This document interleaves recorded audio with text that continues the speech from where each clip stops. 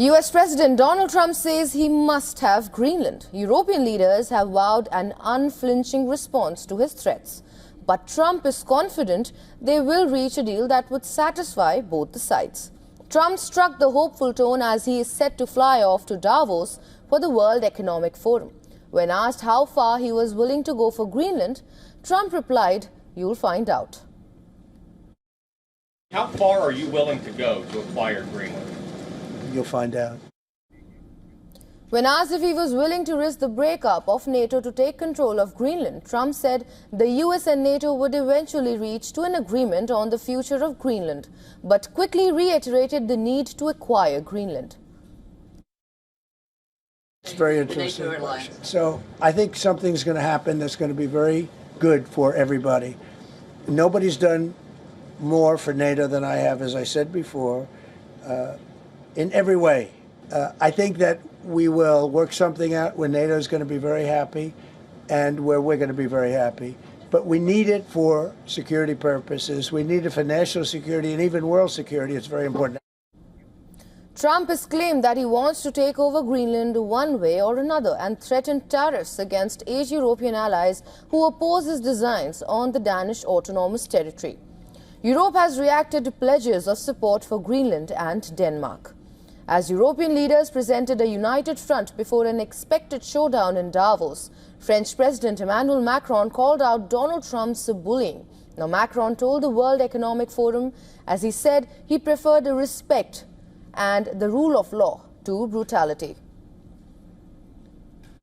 And here in the epicenter of this continent, we do believe that we need more growth, we need more stability in this world. But we do prefer respect to bullies, we do prefer science to plotism, and we do prefer rule of law to brutality. You're welcome in Europe, and you are more than welcome to France. Former NATO chief and former Danish Prime Minister Anders Rasmussen has also urged Europe to hit back hard if Trump goes ahead with tariffs on allies that sent troops to Greenland. And I think time has now come for Europe to stand up against this Trumpism. The time for flattering is over. It doesn't work. The fact is, Trump only respects force and strength and unity.